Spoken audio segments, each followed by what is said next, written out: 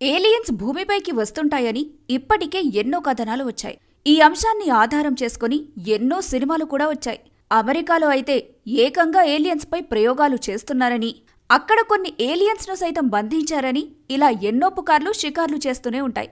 అయితే వీటిలో ఎంతవరకు నిజముందన్న విషయంపై మాత్రం ఇప్పటి వరకు ఎలాంటి స్పష్టత రాలేదు. ఇప్పటికీ ఏలియన్స్ నిజంగా ఉన్నాయని విశ్వసించేవారు చాలామందే ఉన్నారు. శాస్త్రవేత్తలు సైతం ఈ విషయాన్ని బలంగా విశ్వసిస్తున్నారు. అయితే ఓ వ్యక్తి ఏకంగా ఏలియన్స్కి గుడి కట్టించేశాడు.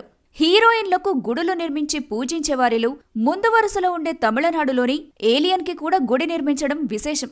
తమిళనాడులోని సేలం జిల్లాలోని మలముప్పన్ పట్టి సమీపంలోని రామగౌండనూరుకు చెందిన లోకనాథన్ అనే వ్యక్తి ఇటీవల శివాలయాన్ని నిర్మించాడు.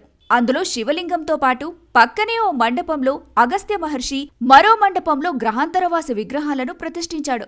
దేవుళ్లతో పాటు గ్రహాంతరవాసి ప్రతిమకు లోకనాథన్ పూజలు చేస్తున్నాడు. 2021లో మొదలుపెట్టిన ఈ గుడి నిర్మాణం ఈ మధ్య పూర్తయింది.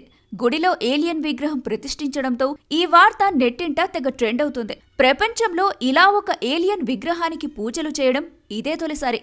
అయితే తాను గ్రహాంతరవాసులతో మాట్లాడి వారి నుంచి అనుమతి తీసుకున్న తర్వాతే గుడిని నిర్మించినట్టు లోకనాథన్ చెబుతున్నారు.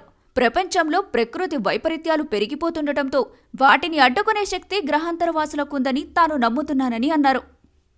எந்த தீங்கும் செய்ய மாட்டாங்க. உலக அழிவில் இருந்து காக்கும் ஒரே தெய்வம் யார் அப்படின்னா ஏலியன் மட்டும்தான்.